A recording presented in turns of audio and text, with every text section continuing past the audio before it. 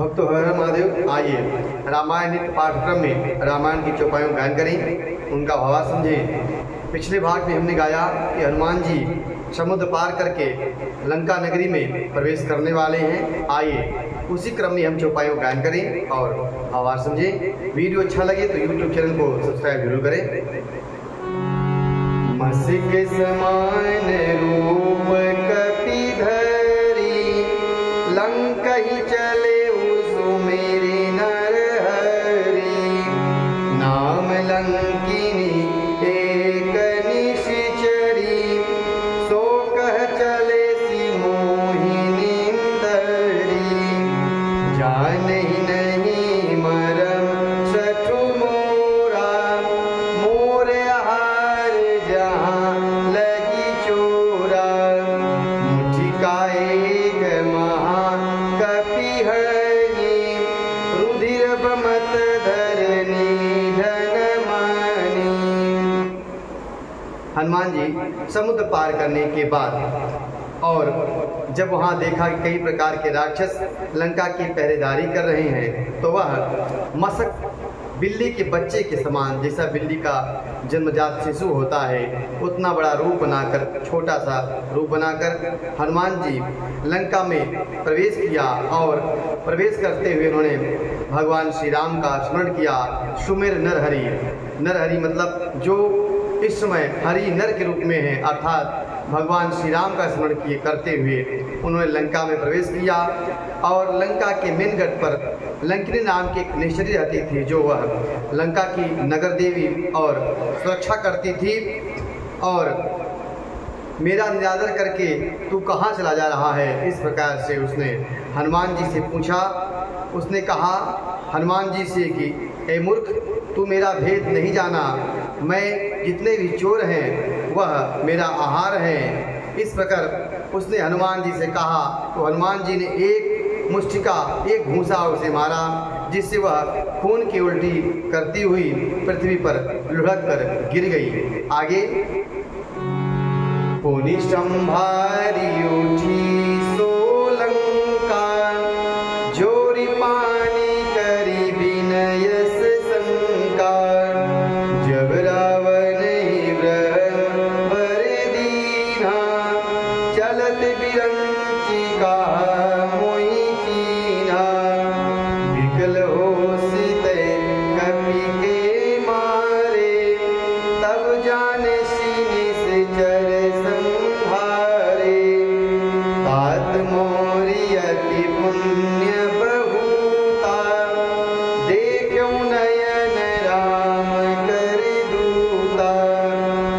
तब लंकिनी फिर अपने आप को संभाल कर उठी और डर के मारे हाथ जोड़कर विनती करते हुए वह हनुमान जी से बोली, रावण को जब ब्रह्मा जी ने वर दिया था तब मुझसे कहा था कि जब तुम किसी कपि के मारने से तुम बेहोश हो जाना, तुम्हारी चेतना चली जाए, तब यह तुम्हारी पहचान रहेगी कि राक्षसों के संहार का समय आ गया है। सो हे तात, मेरे बड़े पुण्य हैं जो मैंने श्री राम जी के दूत आपको अपने नेत्रों से देखा। आगे लंकिनी क्या कहती है?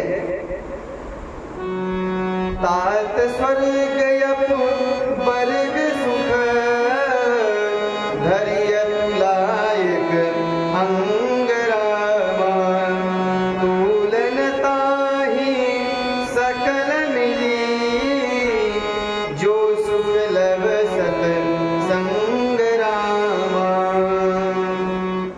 हे तात, स्वर्ग और मोक्ष के सब सुखों को तराजू पर एक पल्ले पर रखा जाए तो भी वह सब मिलाकर दूसरे पल्ले पर रखे हुए उस सुख की बराबरी नहीं कर सकते हैं जो क्षण मात्र में सत्संग से प्राप्त होता है। आगे लंकिनी क्या कहती है? प्रविशि नगरी की जय सब काजा हृदय राखी कौशलपुर राजा गरल सुधारी करही मिताई गोपद सिंधु अनल शीतलाई गरुड़ सुमेरु रेणु समताही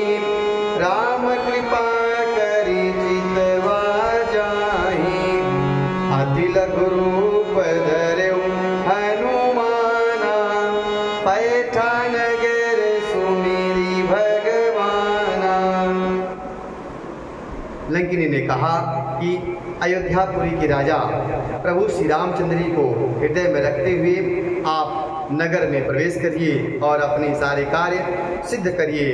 उसके लिए विश्व भी अमृत हो जाता है। जो शत्रु भी मित्रता करने लगते हैं, समुद्र गाय के खुर के बराबर हो जाता है और अग्नि में शीतलता आ जाती है। और हे गरुण जी, सुमेर पर्वत भी उसके लिए रज के समान हो जाता है, जिसे श्री रामचंद्र जी ने एक बार कृपा करके देख लिया। तब हनुमान जी ने बहुत छोटा रूप धारण किया और भगवान का स्मरण करते हुए हनुमान जी ने लंका नगरी में प्रवेश किया। और लंका नगरी में प्रवेश करके हनुमान जी वहाँ पर क्या देखते हैं, आइए चौपाइयों के माध्यम से गान करें, फिर उनका भाव समझें। मंदिर मंदिर प्रति करि शोधा, देखे जहाँ तहाँ अगणित जोधा। गयौ दसानन मंदिर माही, अति विचित्र कही जात सुनाही। शयन किए देखा कपिते, मंदिर महु नदी भय देही। भवनेक पुनि दीखी सुहावा, हरि मंदिर तह भिन्न बनावा। उन्होंने प्रत्येक मंदिर में खोज की, जहाँ तहाँ असंख्य योद्धाओं को देखा। फिर वह हनुमान जी रावण के मंदिर में गए और उन्होंने अति विचित्र वहाँ का दृश्य देखा, जिसका वर्णन तुलसीदास जी ने यहाँ पे नहीं किया है। हनुमान जी ने उस रावण को शयन करते किए हुए देखा, परंतु महल में कहीं जानकी जी नहीं दिखी।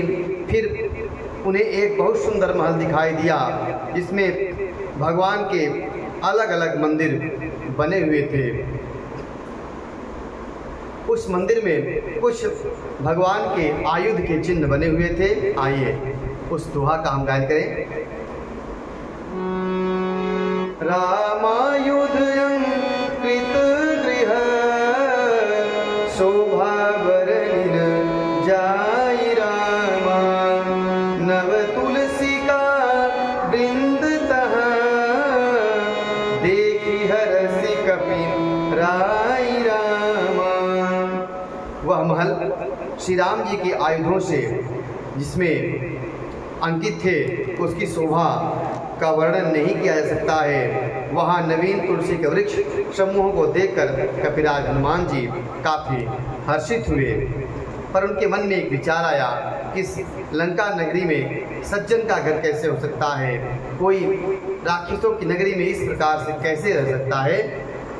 उनके मन में क्या विचार आया, लंका निशिचर निकर निवासा, यहाँ कहाँ सज्जन करवासा। मन महु तर्क करे कपिलागा, तेहि समय विभीषण जागा। हनुमान जी के मन में यह विचार आया कि लंका जो है राक्षसों की नगरी है, यहाँ पे साधु पुरुष कैसे निवास करते हैं। हनुमान जी के मन में इस प्रकार तर्क उठने लगे। उसी समय विभीषण जी जागे। राम नाम तेहि सुमिरन कीन्हा, हृदय हरषि कपि सज्जन कीन्हा। एहि सन हठि करि हऊँ पहिचानी, साधुत होई न कारज हानि। विप्र रूप धरि बचन सुनाए, सुनत विभीषण उठि तह आए। करि प्रणाम पूछी कुशलाई, विप्र कहूँ निज कथा बुझाई। उन्होंने विभीषण को राम नाम का स्मरण करते हुए देखा। हनुमान जी उन्हें सज्जन जान और हृदय में हर्षित हुए। हनुमान जी ने विचार किया कि इनसे हट करके अपनी ओर से पहचान करूंगा, क्योंकि साधु पुरुष से परिचय करने से किसी प्रकार की हानि नहीं होती है। इस प्रकार हनुमान जी विचार करते हुए विप्र का ब्राह्मण का रूप बनाया और विभीषण जी के पास जाकर श्री राम जय जय राम जय श्री राम कहकर उन्हें संबोधित किया। सुनते ही विभीषण जी उठकर वहां आए और प्रणाम करके ब्राह्मण देव अपनी कथा समझाकर कहिए कि तुम हरिदासन मह कोई, मोरे हृदय प्रीति अति होई, कि तुम राम दीन अनुरागी, आयहु मोहि करन बड़ भागी। तब हनुमंत कही सब राम कथा निज नाम रामा, सुनत जुगल तन पुलक मन, मगन सुमिरी गुण ग्राम रामा।